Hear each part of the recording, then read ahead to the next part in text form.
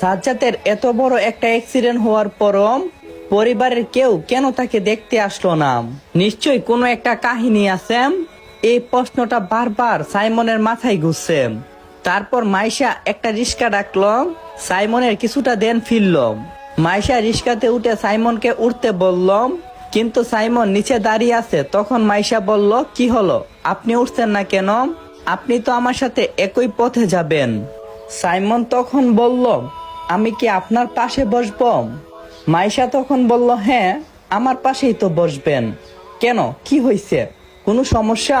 Simon তখন বলল, না, কোনো সমস্যা না।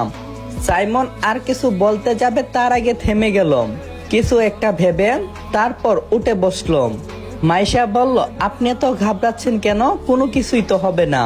তখন সাইমন বলল, মানে আজ প্রথম কোনো মেয়ে মানুষের সাথে রিস্কায় বসলাম, লোকে দেখলে কি ভাববে? তখন মাইশা বলল, আপনি মেয়ে নাকি আমি মেয়ে? সাইমন মাথা নাড়িয়ে বলল, আমি। তখন মাইশা বলল, চুপচাপ বসে থাকেন, আর রিস্কাওয়ালা মামা আপনি চলেন তো। মাইশার পাশে বসে থাকা সাইমনের শরীর যেন পুরোটা ঘামছে, তার কারণ ও কখনো কোনো মেয়ের সাথে বসিনি। তাছাড়া মাইশা একটু পর পর সাইমনের দিকে কিভাবে যেন তাকাচ্ছে। সাইমন যেন লজ্জায় শেষ। মাইশার হাতটা তার হাতে পড়তেই ও যেন একটা কাঁপুনি দিয়ে উঠল। মাইশা বলল, এই কি হয়েছে আপনার? সাইমন বলল, কিছু না। এমন সময় সাইমনের কলটা বেজে উঠল, কিন্তু সেই দিকে সাইমনের কোনো খেয়াল নেই। তখন মাইশা বলে উঠল, এই যে মিস্টার, আপনার মোবাইলে কল আসছে। কথাটা শুনে সাইমনের হুঁশ ফিরল। এতক্ষণ তার কোনো হুঁশই ছিল না, কারণ সে উদাস মনে মাইশার কথা ভাবছিল। তারপর সাইমন সত্যি সত্যি তাকিয়ে দেখে তার ফোনে কল আসছে। সাইমন কলটা রিসিভ করলো। ওই পাশ থেকে সাইমনের পিয়ে বলল, স্যার, আপনাকে একবার এতিমখানায় আসতে হবে। বাচ্চারা সবাই আপনাকে দেখতে চাচ্ছে, এবং কি হুজুররাও বলছে আপনার সাথে নাকি কিছু কথা আছে। সাইমন তখন বলল, আচ্ছা ঠিক আছে, একটু পরে এতিমখানাতে চলে আসছে। আমি এখন একটু বাইরে আছি, কিছুক্ষণ সময় লাগবে। এই বলে সাইমন কলটা কেটে দিল। আর মাইশাকে উদ্দেশ্য করে সাইমন বলল, আচ্ছা শুনেন, আমি এখানে নেমে যাচ্ছি, আপনি তাহলে চলে যান কষ্ট করে।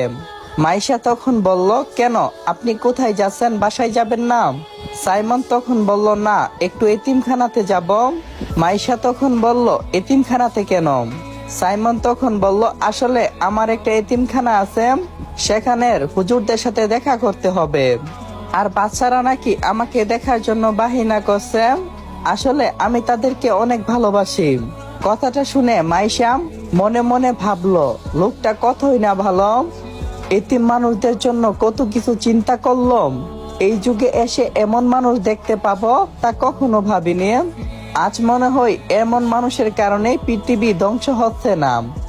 আর একটা কথা বলি কি, এই পৃথিবীতে আপনি যদি স্বার্থ ছাড়া সবসময় মানুষের পাশে থাকেন, তাহলে বিপদ আসুক আর না আসুক, কিন্তু আল্লাহ তাআলা ঠিকই আপনার পাশে থাকবে। আসলে মানুষটাকে যতই দেখছি ততই যেন পাগল হচ্ছি। প্রথম যখন দেখছিলাম তখন খারাপ ভাবলাম, কিন্তু আজ না, উনি অনেকটাই ভিন্ন, মনের মতো একটা মানুষ। এসব ভাবছে, কিছু বলছে না। মাইশার চুপ থাকা দেখে সাইমন তখন বলল, আচ্ছা ঠিক আছে, আল্লাহ হাফেজ। এই বলে সাইমন রিক্সা থেকে নেমে হাঁটা শুরু করবে। এমন সময় মাইশা বলল,